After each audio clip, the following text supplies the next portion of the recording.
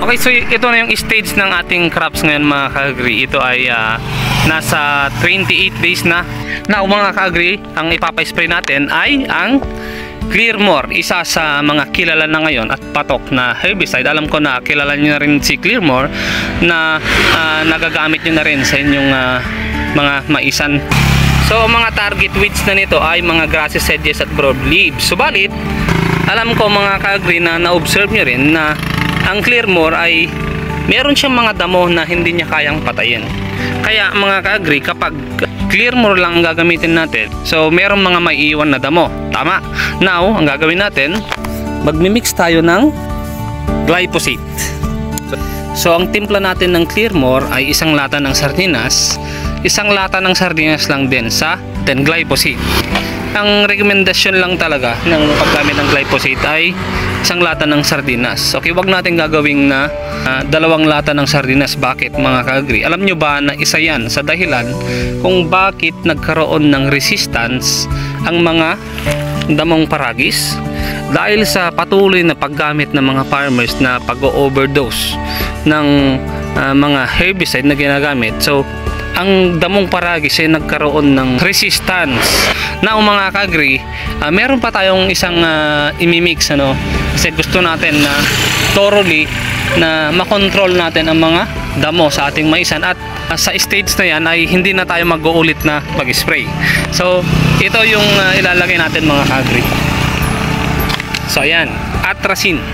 Okay, ang atrazine ay para naman sa mga boto ng damo sa ating pong maisan. Pipigilan niya yung pagtubo ng mga boto ng damo sa ating maisan, at syempre kapag meron na rin mga kaunting mga nakatubo ay kaya niya ring patayin yung mga maliliit pa lang. Okay, so tara mga ka-agri, at i-update ko kayo sa resulta ng ating experiment. So tara, papakita ko sa inyo mga ka-agri. So ngayon mga ka-agri, mag-spray na tayo, no? So papakita ko sa inyo yung ating target weeds ngayong araw. Okay, so ito mga ka-agri yung ating i-sprayhan, ano? So nakikita yan, napakakapal ng damo. So meron na rin mga paragis dyan, ano?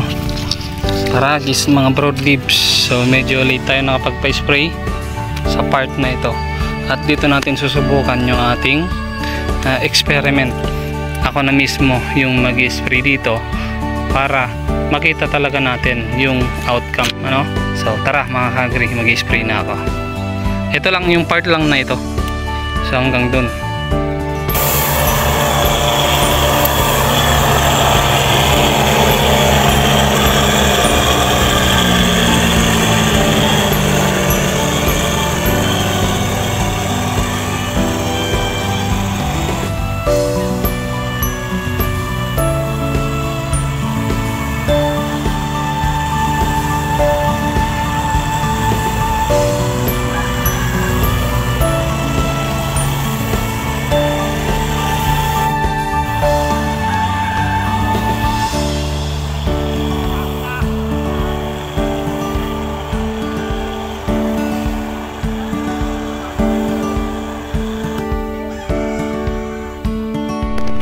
Okay, so ito na yung na-sprayan natin mga ka-agri, at ngayon ay mag-iiwan tayo ng marka.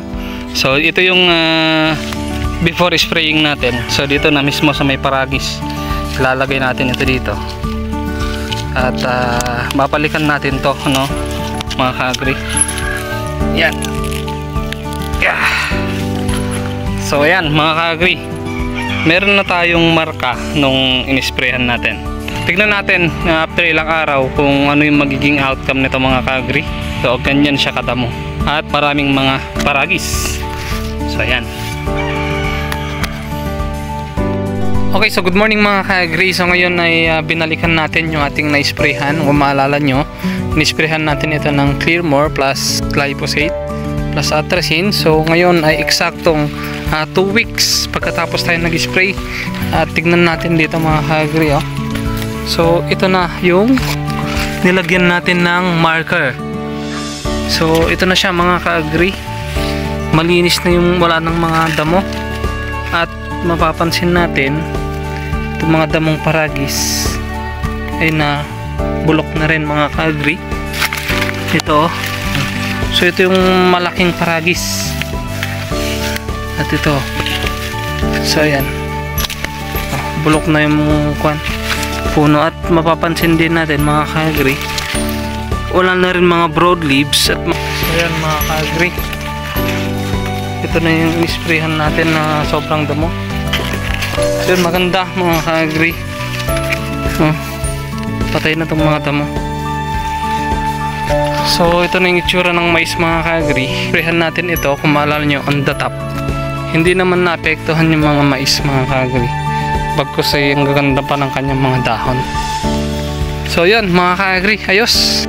So yun lamang po mga ka-agri. Maraming salamat po sa inyong panunood. At sana ay kapagbigay na naman ako ng panibagong tips and ideas sa pagpuksa natin sa mga pesting damo sa ating pong mga maisan. Sa mga hindi pa po nakapag-subscribe sa ating YouTube channel, ay huwag niyo po sana kalimutan na mag-subscribe at pakihit na rin po ang notification bell para lagi po kayong updated sa aking mga susunod na videos. Yun lamang mga ka-agri, hanggang sa muli. Maraming salamat.